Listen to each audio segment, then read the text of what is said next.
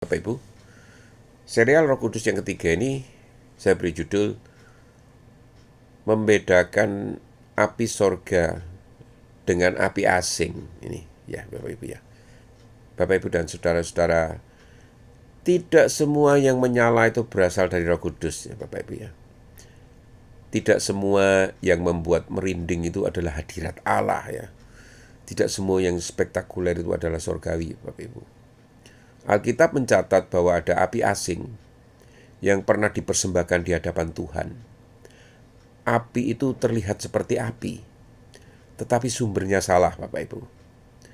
Karena itu gereja harus bukan hanya berapi-api, tetapi juga berhikmat Bapak Ibu. Satu hal pertama yang harus diingat Bapak Ibu ya. Roh Kudus selalu memuliakan Kristus. Yesus berkata, Roh akan memuliakan Dia, ya. Jika suatu gerakan lebih memuliakan manusia daripada Kristus, lebih meninggikan pemimpin daripada juru selamat, lebih mempromosikan pengalaman daripada pertobatan, maka kita harus berhati-hati Bapak Ibu. Roh Kudus tidak membangun kerajaan pribadi. Ia membangun kerajaan Allah.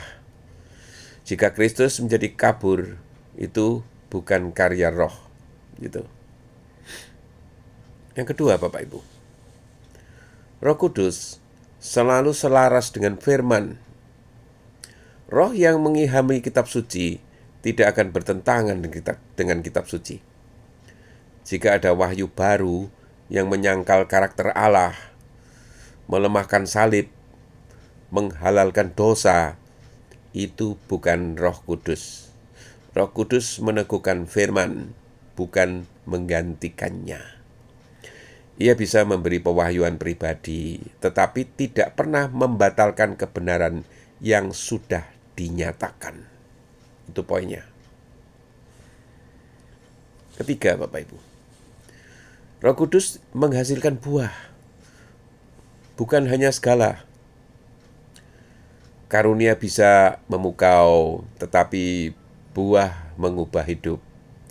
Seseorang bisa berbicara dengan kuasa, tetapi tetap hidup di dalam kesombongan.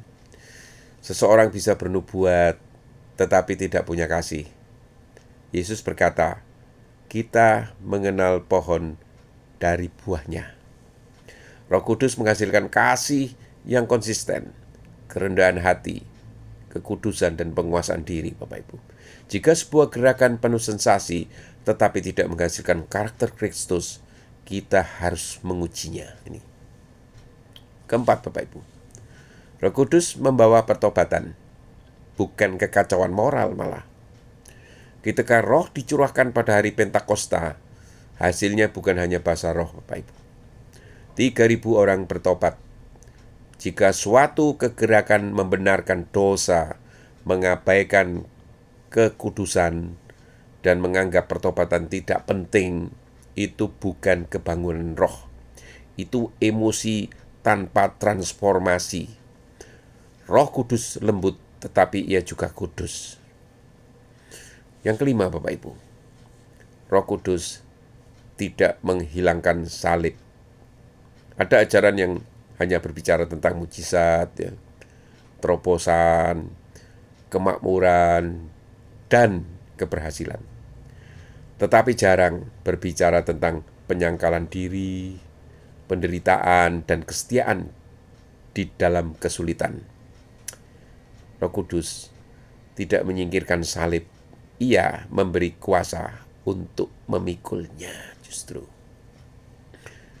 Yang keenam, terakhir ini Bapak Ibu, gereja harus seimbang ya. Jangan memadamkan, jangan mudah percaya. Ada dua bahaya.